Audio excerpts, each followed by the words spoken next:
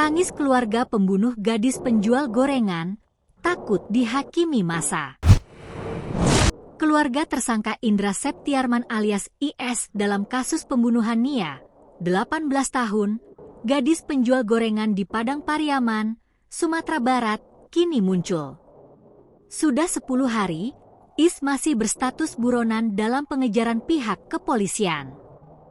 Pihak keluarga yang takut diamuk massa, kini meminta agar IS segera menyerahkan diri.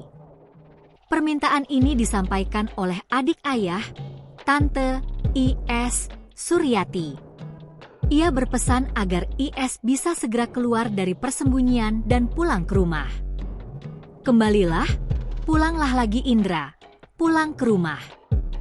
Kalau takut Indra sendiri menyerahkan diri, biar tante yang menyerahkan, ujar Suryati berlinang air mata, dilansir dari tribunpadang.com, Rabu, 18 September 2024. Suryati mengaku takut, kalau seandainya IS nanti terlalu lama bersembunyi akan semakin menyulut kemarahan masyarakat.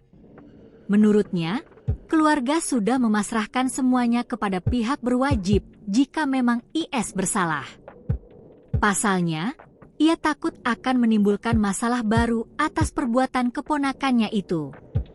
Saya tidak masalah ia dihukum oleh pihak berwenang, kalau memang terbukti melakukan kesalahan. Tapi saya takut kalau sampai ia dihakimi oleh masyarakat, ujarnya. Ia berharap agar IS tidak menjadi bulan-bulanan masa nantinya jika memang berhasil ditangkap.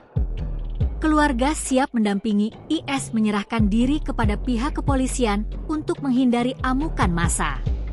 Jika memang terbukti bersalah, biarlah hukum yang berbicara.